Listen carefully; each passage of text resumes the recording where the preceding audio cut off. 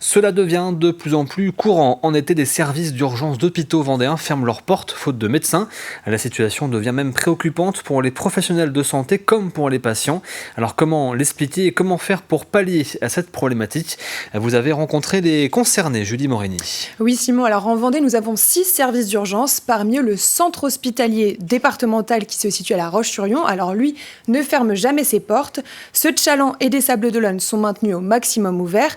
Pour les 3 autres en revanche, donc Fontenay-le-Comte, Luçon et Montaigu-Vendée, ils font face à de nombreuses fermetures ou régulations. C'est d'ailleurs le cas aux urgences de Luçon où l'accueil est suspendu à partir de ce jeudi 16h30 jusqu'à demain vendredi 8h30. À Montaigu-Vendée en revanche, les urgences sont fermées jusqu'au 19 août prochain. Alors qu'est-ce que ça signifie concrètement ? Quand on dit que c'est fermé, c'est qu'il n'y a pas assez de médecins, voire de paramédicaux.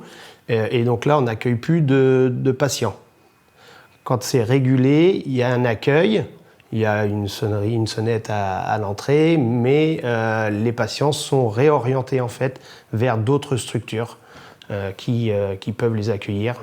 Il y a le 116 117 ou le 15 avec des centres de soins non programmés, qu'on appelle ça. Il y en a 6 en Vendée, donc essentiellement sur les grandes villes de Vendée.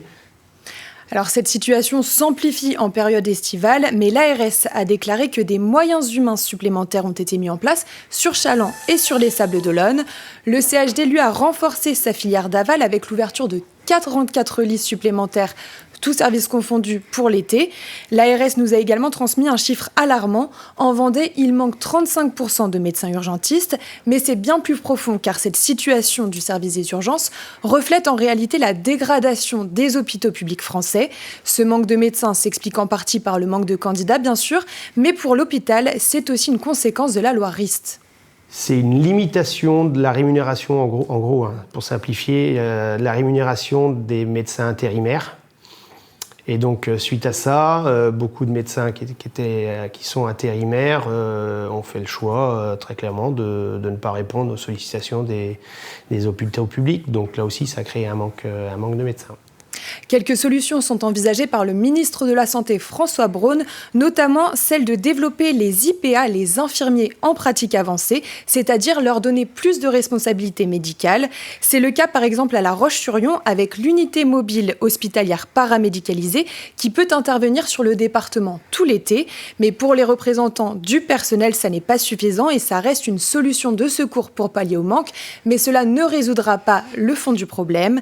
Ils espèrent la fin du numerus clausus et des conditions de travail plus attrayantes pour attirer des médecins vers nos territoires ruraux.